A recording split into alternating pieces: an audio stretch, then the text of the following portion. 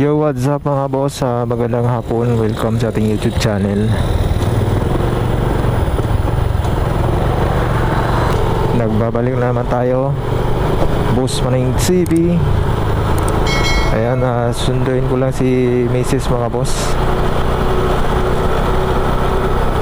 Saka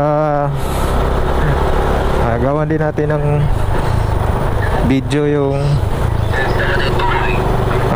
nag-comment sa ating vlog nung nakarang araw. Nag-comment siya sa akin mga boss kung ano bang ang mas maganda sa mga beginners, XRM F125 F5 ba or SMAS 115. Alright, gawa natin ng video yan mga boss, no? Ito na yung sagot ko sa tanong mo mga paps, boss idol, sa yung comment for beginners, mga boss, no? Kung ikaw ay beginners pa lang sa pagmumotor,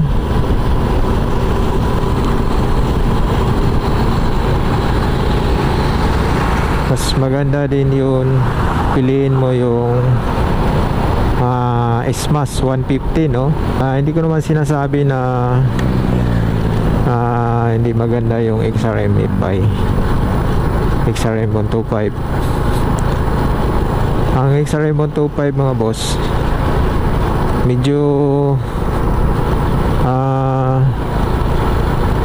mataas lang siya konti sa SMAS 110 yung kanyang height, no?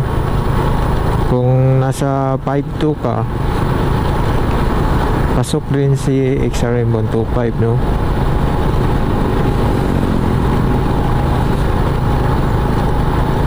Ito kasi sa akin, pinalitan ko na yung kanyang upuan dati, kasi yung upuan na original ito medyo makapal tsaka mataas. Lakas pala ng ulan dito mga boss. Dito lang pala umulan. Grabe, sobrang init ito kanina. 45.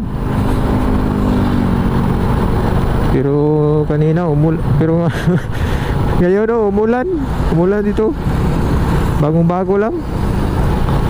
Pero hindi umabot doon sa amin.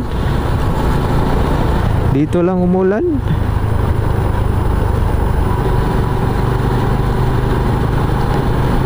May nasalubong tayo na tricycle mga boss. Muntik nang sumimplang. Kasi nag-overtake siya, tapos may lubak. Muntik pa yung muntik pa yung nabangga yung motor.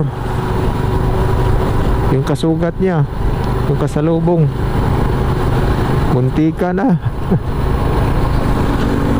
Astilan. Gandahan lang tayo sa pagtakbo mga boss, sa ating mga riders natin dyan. Huwag masyadong malakas yung takbo. Bawal mag-overtake pag blind curve, tapos may lubak pa. Continue sa ating topic mga boss, no? Para sa akin, goods na din yan si SMAS 110 for beginners, no? Sa mga beginners pa lang nagmumotor, mas recommended ko din yan si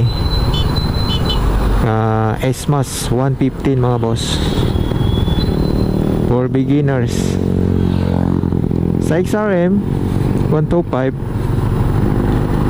okay naman do sa mga beginners.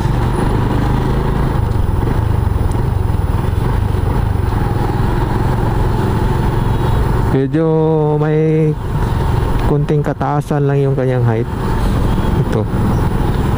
At kung prepare mo yung mababa na motor, mas okay din si SMAS 115. Kasi kasing height lang sila ni Wave 100. Kasing height lang yan sila. Depende na din sa iyo dyan, boss, kung ano yung gusto mo. Pero para sa akin, okay din yun si Ismas 115 for beginners. At kung lagi kang pupuntang bundok or pag gusto paakyat, mas maganda din yun si XRM 125, no? Para pang akyat yan yun. Malakas kasi si XRM 125 sa mga paakyat. Kasi ang sprocket nito standard 3814.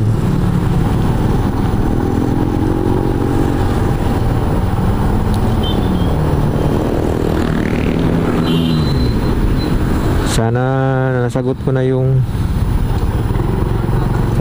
tanong mo, Paps, Boss Idol.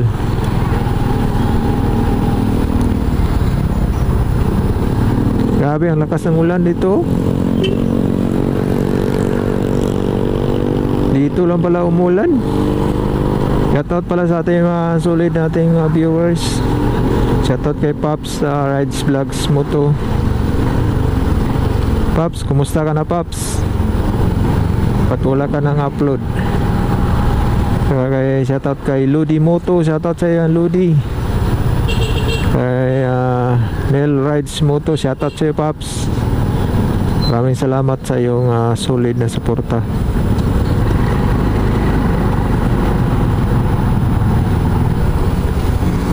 Sa lahat po natin mga solid viewers, shoutout po sa lahat. Grabe ang lakas ng ulan dito, oh. Basang basa.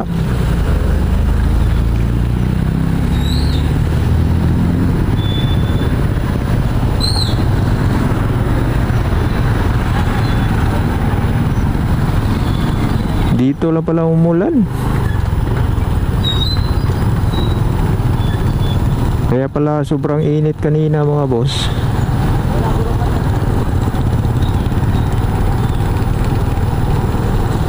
Tapos bilang inulan.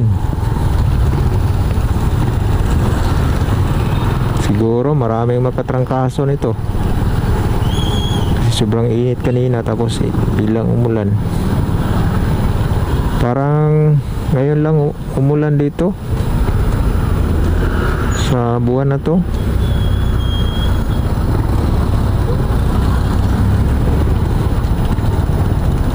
Sobrang init. Sobrang init dito sa amin, pero ngayon lang umulan. Grabe ang lakas, oh. Basang basa talaga yung daan.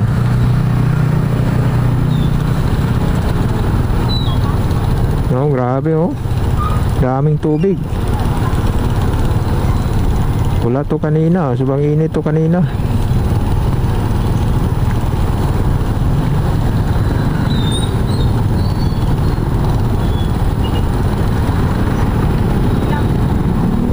Maganda na yung umulan, mga boss, kasi nakainom yung mga tanim na halaman. Tapos yung mga nangailangan din ng tubig, kainom na din sila.